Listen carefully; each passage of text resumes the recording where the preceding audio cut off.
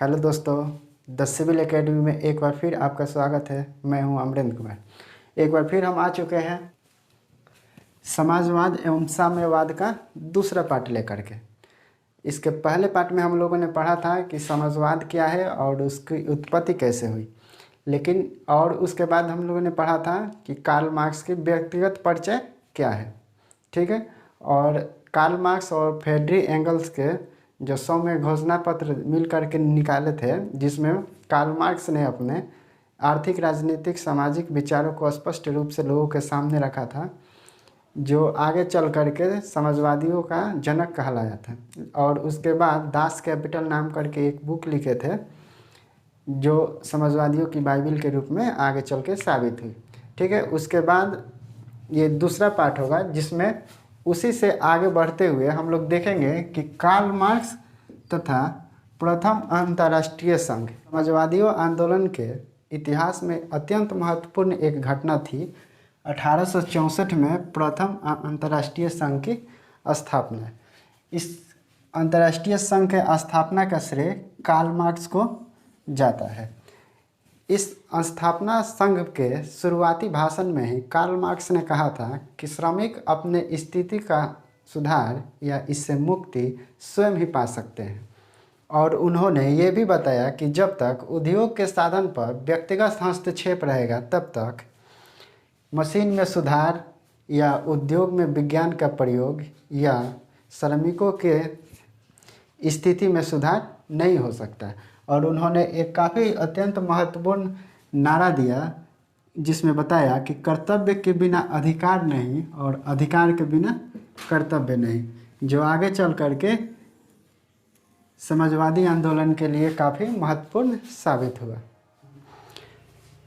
उसके बाद ही Karl Marx के बढ़ते प्रभाव के कारण द्वितीय अंतर्राष्ट्रीय संघ भी सामने आया, जो 14 जुलाई 1879 ईस्वी को पेरिस में 20 देशों के सदस्यों ने लगभग 400 प्रतिनिधि इकट्ठा होकर के इस संघ में भाग लिया तथा इस संघ में ये निर्णय लिया गया कि प्रत्येक वर्ष 1 मई को मजदूर वर्ग की एकता दिवस के रूप में मनाया जाएगा।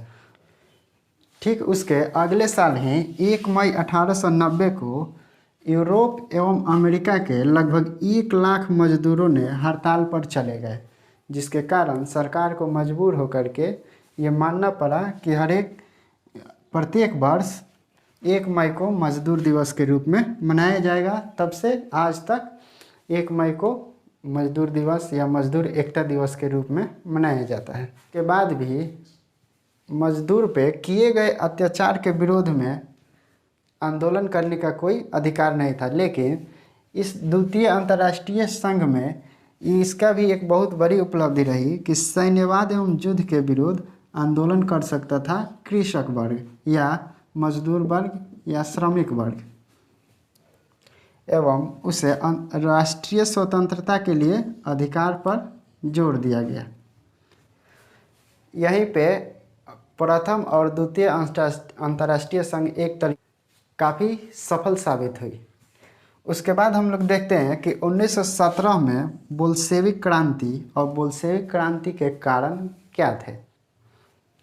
रूस में उस समय सम्राट को जार बोला जाता था या जार के नाम से जानते थे। बोल्शेविक क्रांति में किसानों मजदूरों की सत्ता की स्थापना करने का प्रयास किया गया, जो लगभग नवंबर 1917 में संपन्न हुआ। और सबसे पहले पूरे विश्व में बोल्शेविक क्रांति के कारण रूस में ही सर्वहार सत्ता की स्वीकृति दी गई। यहाँ पे सर्वहार सत्ता से तात्पर्य है कि सभी का उसमें भागीदारी होना चाहिए, यहाँ तक कि गरीब, मजदूर, किसान। अब यहाँ से हम देखते हैं कि आखिर बोल्शेविक जो क्रांति हुई थी उसका कारण क्या था। ठीक है। तो रूस में जार की निरंकुशता एवं अयोग्य शासन। रूस में जार निकोलस द्वितीय का शासन था, जो रोमनोव वंश का था, लेकिन वो गरीबी, भूखमरी और बेरोजगारी की चिंता न करते हुए एक दैवीय जीवन जीने के में विश्वास रखता था, जिससे रूस की जनता काफ़ी परेशान थी। और रूस में राजतंत्र एक तरीक़ा से काफ़ी हद तक ख़त्म हो चुका था, लेकिन जार निकोलस द्वितीय अपनी राजशाही छोड़ने का नाम ही नहीं ले रहा था, जिसके कारण वहाँ पे क्रांति करने पड़े। जार निकोलस द्वितीय ने एक अफसरशाही बनाया था जिसमें वो स्थिर थे जिनका जड़ नहीं था और अयोग्य थे जिसके कारण उनके राज्य में अच्छे से शासन व्यवस्था, यातायात की सुविधाएं जो थी वो काफ़ी हद तक खराब थी। उसके बाद देखते हैं कि बोल्शेविक क्रांति की दूसरी कारण, तो कृषकों की दयनीय स्थिति। रूस की जो कृषक वर्ग था उसकी स्थिति काफ़ी दयनीय थी। 1861 ईस्वी में जार अलेक्जेंडर द्वितीय के द्वारा कृषि दासता समाप्त हुई थी, फिर भी उनकी स्थिति काफ़ी दयनीय थी। उस टाइम उनके कृषकों के पास छोटे छोटे खेत होते थे जिस पे वो पुरानी ढंग से खेती करते थे और उनके पास पूंजी की भी अभाव थी, जिसके कारण वो नए तरीके से खेती नहीं कर पाते थे और उनकी स्थिति दिन पर दिन दयनीय होती गई। अब उनके पास क्रांति के अलावा कुछ भी नहीं था, जो बाद में चलकर बोल्शेविक क्रांति का एक कारण बन गया। अब बोल्शेविक क्रांति की तीसरी कारण हम लोग देखते हैं, जिसमें मजदूरों की दयनीय स्थिति थी। रूस में जार निकोलस द्वितीय के शासनकाल में मजदूरों के साथ दुर्व्यवहार किया जाता था, उनको कोई राजनीतिक अधिकार नहीं थी और वो अपने काम से असंतुष्ट रहते थे और यही असंतुष्ट व्यक्ति जो क्रांति का एक स्वरूप प्रदान कर दिया। उसके बाद बोल्शेविक क्रांति का चौथा कारण ये था औद्योगिकरण की समस्या। जार निकोलस द्वितीय के पास राष्ट्रीय पूंजी की अभाव थी, जिसके कारण वो ज़्यादा से ज़्यादा औद्योगिकरण में फैलाव नहीं कर पाता था एवं उसके पास विदेशी हस्तक्षेप या विदेशी कर्ज होने के कारण पश्चिमी औद्योगिकरण पे वो निर्भर रहता था, जिसके कारण यह अधिक से अधिक एक वर्ग जो बेरोजगारी से जूझ रही थी।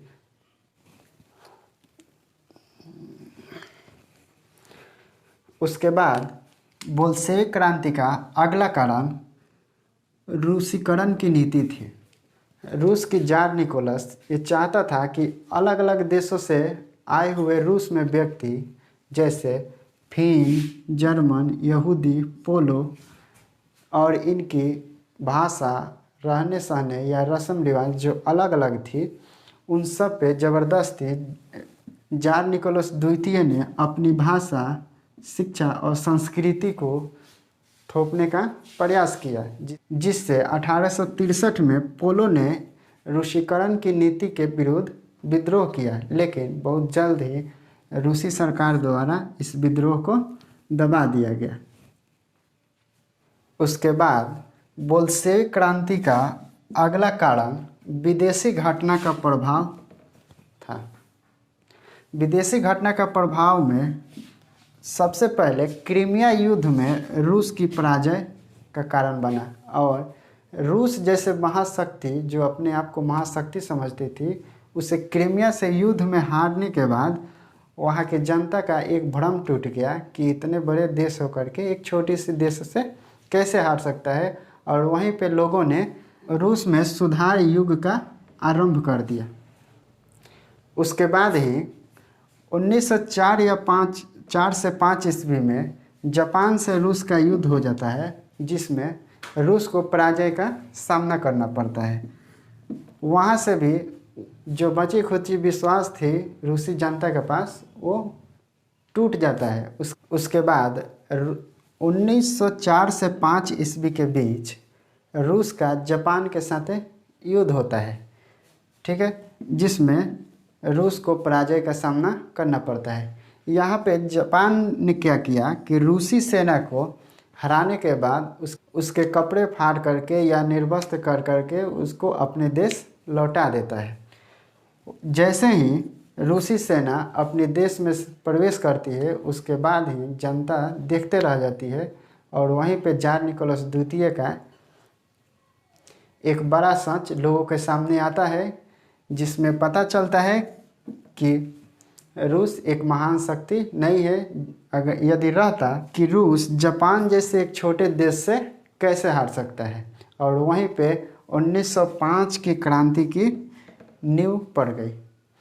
उसके बाद ही जार निकोलस द्वितीय के विरोध में 9 जनवरी 1905 में रोटी दो के नारे लगाते हुए रूसी जनता ने सेंट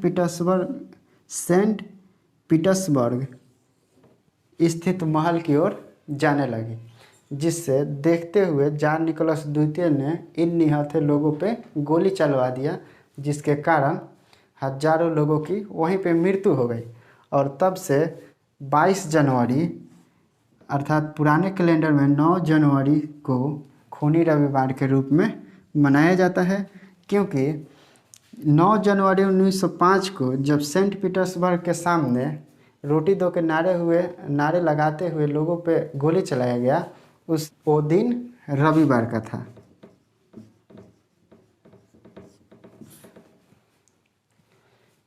इसीलिए आज भी 22 जनवरी को खूनी रविवार के रूप में मनाया जाता है। ठीक है दोस्तों, आज इस पाठ में इतना ही तक था। आज इस पाठ में हम लोगों ने क्या क्या पढ़ा था एक बार चलते चलते देख लेते हैं। सबसे पहले प्रथम अंतर्राष्ट्रीय संघ जो 1864 में किया गया था। उसके बाद कार्ल मार्क्स के बढ़ते प्रभाव के कारण 14 जुलाई 1879 को द्वितीय अंतर्राष्ट्रीय संघ किया गया, जो काफ़ी सफल साबित हुआ। उसके बाद 1917 में बोल्शेविक क्रांति, जो रूस में मजदूर किसानों की हक दिलाने के लिए किया गया था। और उसके बाद क्रांति का कारण हम लोग देखे काफ़ी डिटेल्स में। ठीक है दोस्तों, अब मिलते हैं इसी चैप्टर के अगले पार्ट में, जहां हम लोग पढ़ेंगे कि बोल्शेविक क्रांति में जब सर्वहार सत्ता आया तो उसके बाद यूरोपीय महाद्वीपों के अंतर्गत क्या प्रभाव पड़ा